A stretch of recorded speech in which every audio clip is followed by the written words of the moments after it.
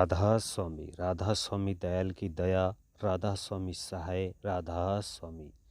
प्यारे सत्संगी भाइयों बहनों, हुजूर महाराज जी ने संगत पर अपार दया करते हुए अपने सत्संगों से चयनित इन साखियों का संकलन पुस्तक के रूप में तैयार करवाया है। आशा है कि आध्यात्म प्रेमी इसे पढ़कर सुनकर लाभान्वित होंगे। सो किस तरह फरमाते हैं महाराज जी, सुनिए। कौरव पांडवों के कुल में जन्मेजय नामक एक राजा था। एक बार राजा ने वेद व्यास जी से प्रश्न किया कि ऋषिवर, आप त्रिकालदर्शी हैं, कृपा मेरी शंका का समाधान कीजिए कि कृष्ण जी जिन्हें भगवान समझा जाता है, उन्हें मालूम था कि युद्ध से कितनी तबाही होगी। उन्होंने कौरवों और पांडवों के बीच कुरुक्षेत्र का युद्ध होने ही क्यों दिया? बल्कि कृष्ण जी को तो चाहिए था कि उनको जुआ ही नहीं खेलने देते। उन्हें कौरवों पांडवों को समझाना चाहिए था कि यदि जुआ खेलोगे तो कोई हारेगा और कोई जीतेगा, जिसके फलस्वरूप युद्ध की ऐसी भयानक स्थिति उत्पन्न हो जाएगी। वेद व्यास जी ने कहा कि राजन, ऐसा पहले त्रेता युग में भी हुआ था। ब्रह्म ऋषि वशिष्ठ जी ने लगन लिखकर रख दिया था कि कल रामचंद्र जी का राज्याभिषेक होगा, परंतु उनको राज्य सिंहासन की बजाय 14 वर्ष का वनवास मिला। इस दौरान रामचंद्र जी के वियोग में उनके पिता राजा दशरथ का निधन हुआ और वनवास के दौरान रावण ने माता सीता का हरण कर लिया और माता सीता की खोज में रामचंद्र जी को जंगलों में भटकना पड़ा, खाक छाननी पड़ी। कर्म गति या होनी अटल है, होनी होकर रहती है, ये किसी के वश की बात नहीं है और इसको टाला या रोका भी नहीं जा सकता। वेद व्यास जी ने राजा जन्मेजय से कहा कि आपके साथ भविष्य में क्या होने वाला है, मैं आपको समय से पहले बता देता हूँ। किसी समय में आप घोड़ी पर सवार होकर जंगल में शिकार करने जाओगे। थककर आप घोड़ी को नदी किनारे एक पेड़ से बांध दोगे और उस पेड़ के नीचे आप सो जाएंगे। नदी से एक घोड़ा निकलकर आएगा और वह आपकी घोड़ी से मिलन करेगा। समय आने पर घोड़ी एक आदित्य बच्चे को जन्म देगी, जिसके काले कान होंगे, सफेद रंग होगा और ऐसा घोड़ा संसार में दूसरा नहीं होगा। उस घोड़े से आप अश्वमेध यज्ञ रचेंगे और बांदी से शादी करेंगे।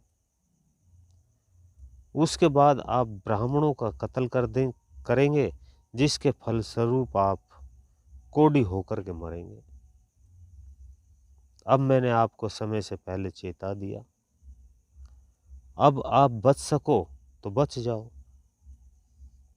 राजा ने अहंकार में आकर कहा कि अब तो मुझे पता चल गया है, मैं ये सब नहीं होने दूंगा। व्यास जी बोले कि राजन, आप देखते रह जाओगे और होनी हो करके रहेगी। कुछ समय पश्चात एक बार राजा जन्मेजय का मन शिकार पर जाने का हुआ। राजा अस्तबल में गया तो वहां उसने एक बहुत सुंदर घोड़ी देखी। उस घोड़ी पर सवार होकर राजा शिकार खेलने के लिए जंगल में निकल गया। राजा को प्यास ने सताया तो वह पानी पीने के लिए किसी नदी पर चला गया। राजा ने स्वयं पानी पिया और घोड़ी को पिलाया।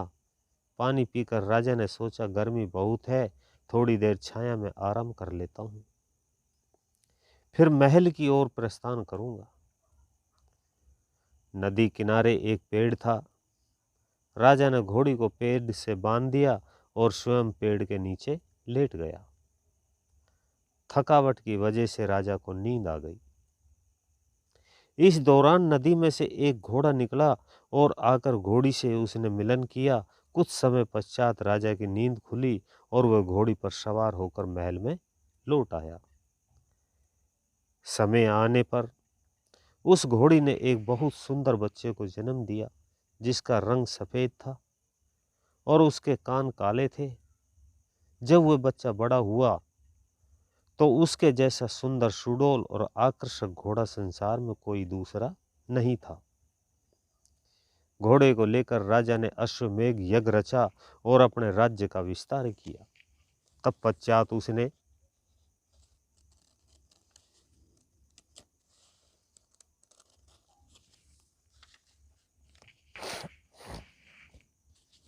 काशी की राजकुमारी से विवाह किया। विवाह करके राजा ने सोचा कि व्यास जी की बात तो झूठी निकली। कहते थे कि दासी से शादी करूंगा। अब उस समय में राजकुमारी के विवाह के समय उसकी सेवा के लिए दासी को साथ भेजते थे। दासी कुंवारी लड़की होती थी। राजा जैनमय की रानी की दासी बहुत सुंदर थी।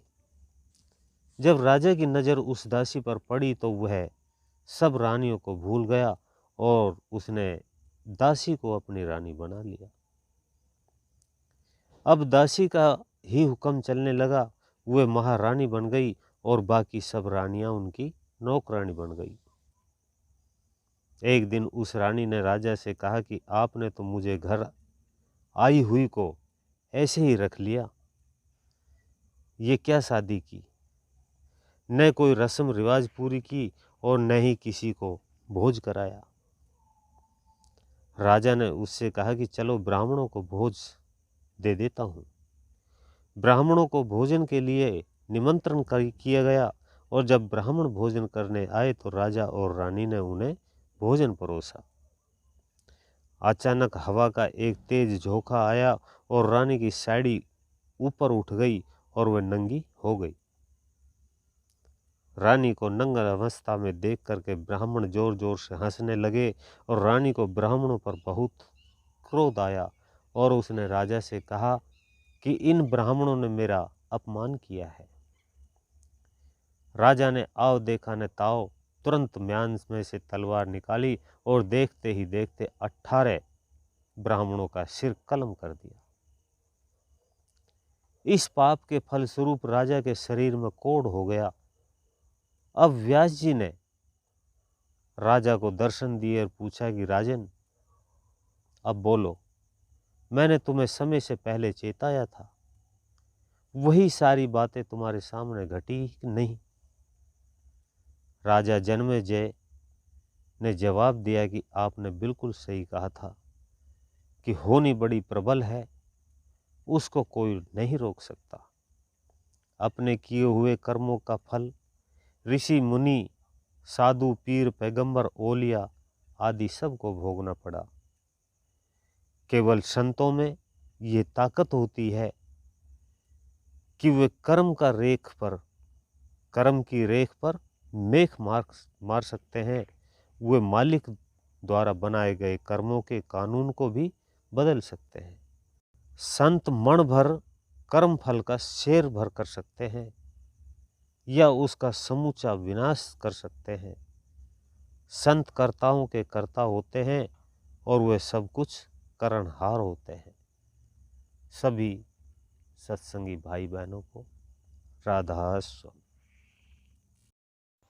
अभी आप सुन रहे थे परम संत सतगुरु कंवर साहिब महाराज जी का ये सत्संग। ऐसे ही और सुनने के लिए वीडियो को लाइक करें, चैनल को सब्सक्राइब करें, ज़्यादा से ज़्यादा शेयर करें। सभी सत्संगी भाई बहनों को राधा स्वामी जी।